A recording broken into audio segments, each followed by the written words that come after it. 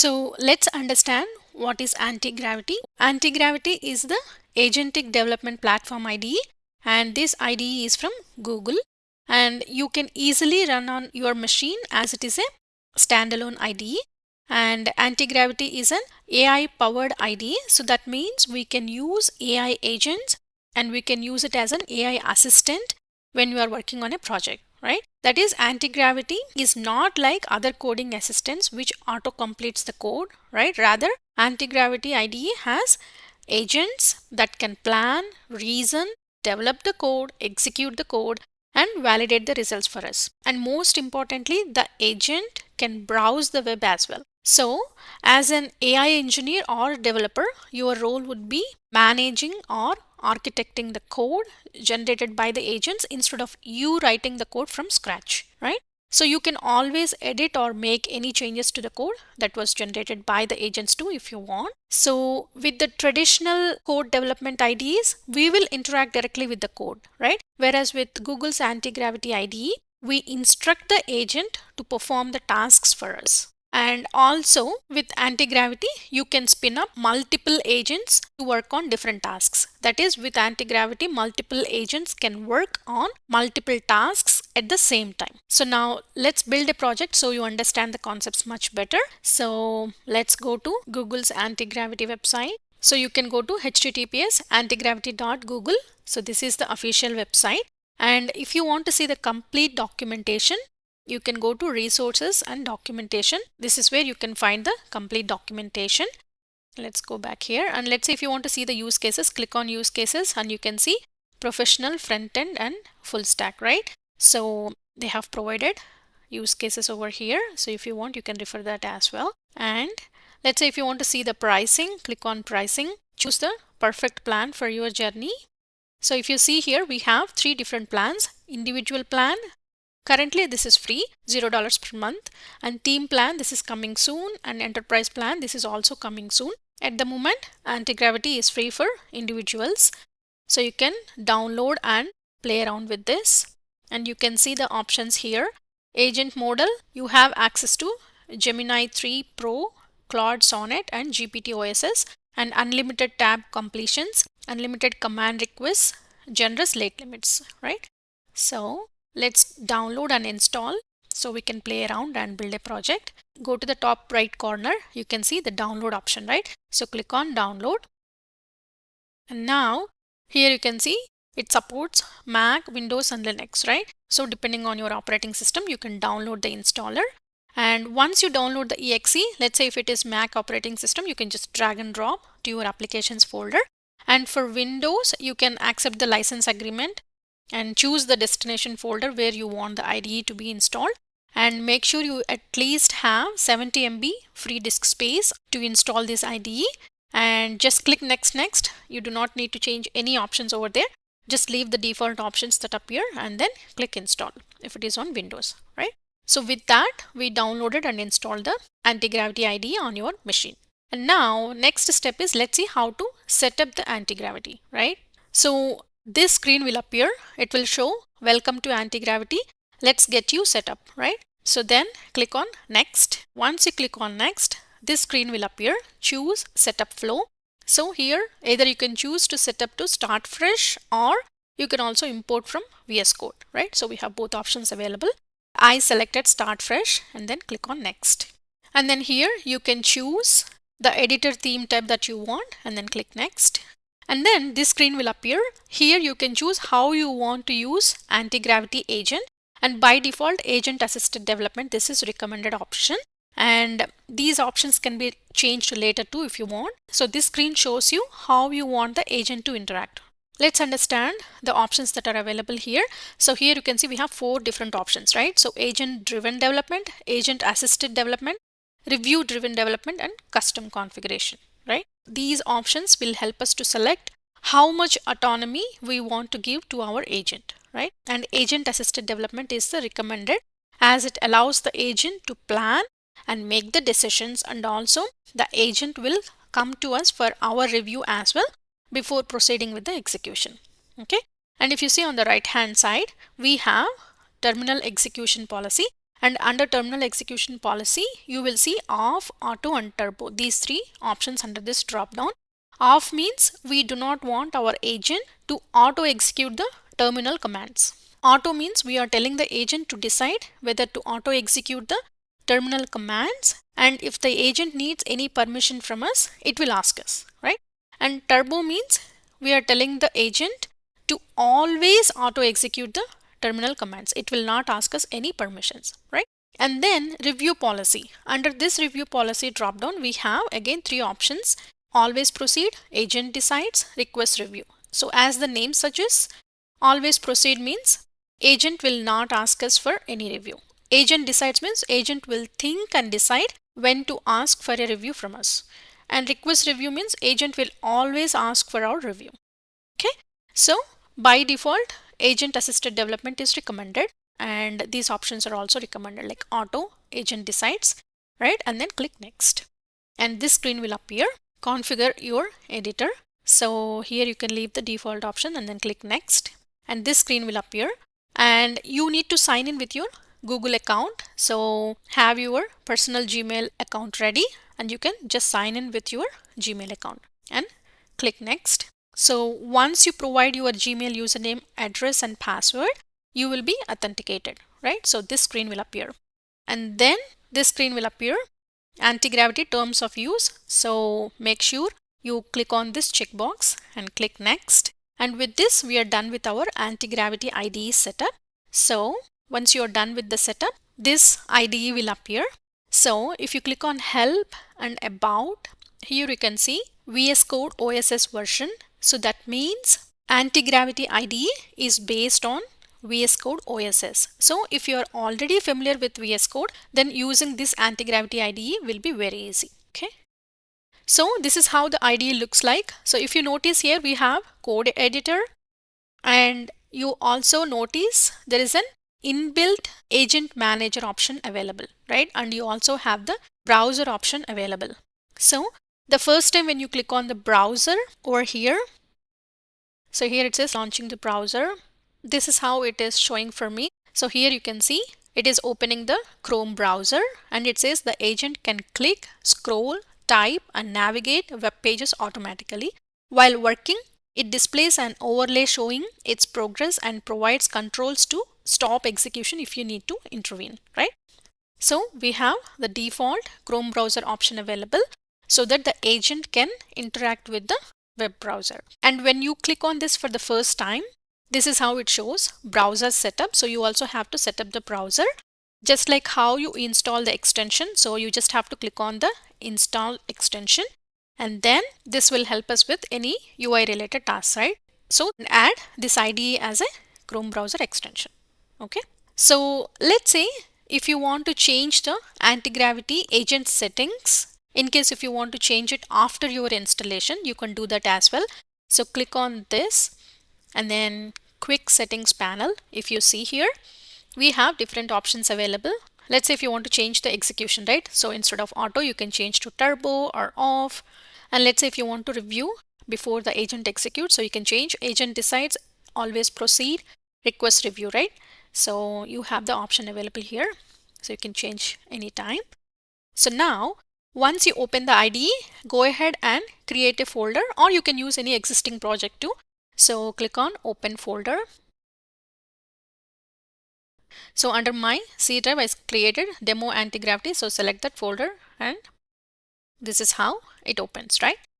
And here on the right hand side, you can see this ask anything, right? So this is where you can write the prompts.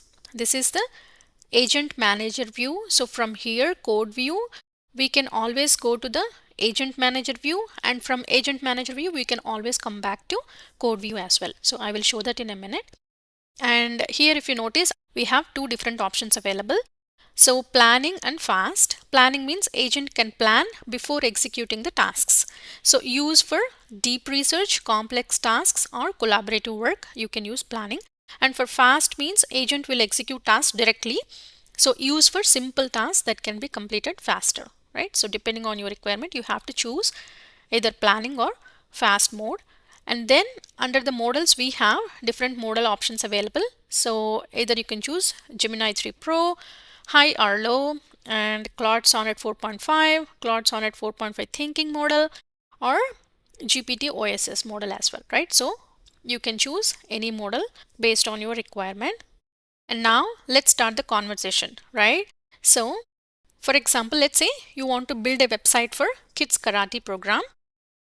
So you can type a prompt as build a website for kids karate program. Show me an overview of how many students are enrolled, disenrolled, paid, unpaid, and option to enroll, pay the bills, option to book makeup classes if kids missed any classes. And make sure you use Python to build this application, right? So this is the prompt I'm giving to build a website for kids karate program, right? And now click send. So you can see here it is generating and refining website structure, prioritizing class management, and you can read through these and try to understand what is happening here. And it is trying to think, checking workspace content, and it is trying to analyze this folder demo anti-gravity. So this is the task that it laid out.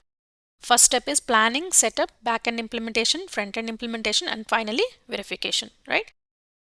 So these are the implementation plan that it created. And the first step is it is executing the implementation plan. So this is the implementation plan, right?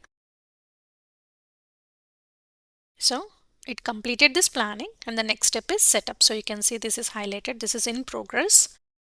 And here you can see it is trying to create the virtual environment for us and creating the project structure. And it is trying to create the models.py, app.py, and it is creating the requirements.txt and installing the dependencies and creating the project structure for us, all the directories and files. And it is creating the HTML templates. Under the templates, you can see it is creating the HTML files and creating the code templates. I've got the foundational HTML templates and creating the remaining HTML templates for enrolling and payment and makeup classes, right? So based on the requirement, it is trying to create this HTML files.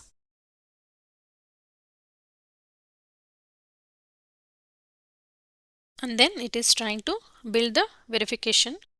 And then it is creating the HTML templates. So it completed planning, setup, backend implementation, and front-end implementation. And the final step is verification. So you can see this is in progress. Checking the verification results. And it is trying to execute the verification script and creating walkthrough and starting application, right? All right. So I have finished building the Kids Karate website. The application is running. You can access it here.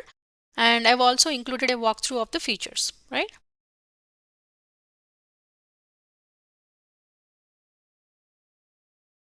Can you use another port? I'm just telling it to use another port because I've already used 5000, this port. So it is trying to use 5001. So it is trying to stop the current server and updating the port to use 5001 instead of 5000. So it says the application is already set up. You can run it with python app.py, right? So accept all. And it is updating the port. And it updated to 5001 instead of 5000, right? So now let's try to access this one. So if you go to this URL, so you can see this is how it built. Dojo master, dojo overview. Welcome back. Here is the current status of the dojo, right? So here you have an option to create a new student enrollment. For example, let's give John Doe and assume the age is a 6-year-old kid. Rank is white belt, yellow belt, orange belt. So here you can see different options available. So for example, let's say he's starting fresh and white belt and enrolled student, right? So here you can see now the total number of students is 2. right? And for example, let's say if you want to record a payment, right? So here John Doe is unpaid, so mark it paid, so it says it is completed, right? So if you click on enroll, you can enroll any new student, and payments is to pay the payments, and makeup class. So let's see if this is working. So once you click on makeup class, so here you can see you can book a session. For example, let's say John Doe want to use a makeup session, and it is on November 29th, and makeup date, he missed on 29th and he wants to use the makeup date on December 1st, book class, right? So here you can see the makeup is requested. So this is the dashboard. So here you can see it is able to build the application for us with the command that we provided. So if you see the code here, so this is the base HTML, this is for the dashboard, and this is for the enrollment, and this is for the makeup classes, and this is for the payment screen, right? So it created these templates for us, and also the backend code models requirements. You can see it installed these packages, and it also ran the test for us, right? So yeah, with the prompt that we gave, this IDE is able to build the application for us. So this is the generated code, right? So in case if you want to change anything, you can always go ahead and make the updates here. And we can also ask to test our application, right? So for example, let's say test if the enrollment feature is functioning correctly, and click send. So here you can see it is thinking, confirming enrollment functionality, checking application status, user requested for this on the port 5001, and it navigated to this, it filled this, it entered test student, right? So you can see the blue border over here. So that means it is trying to execute the testing feature. So it gave test student and age as 10. I'm not doing anything. All I gave is I just gave the prompt and hit send. And here you can see this blue border. It is trying to test for us. It is giving the rank as white belt, and click on enroll student, right? So now you can see the total number of students got updated to 3.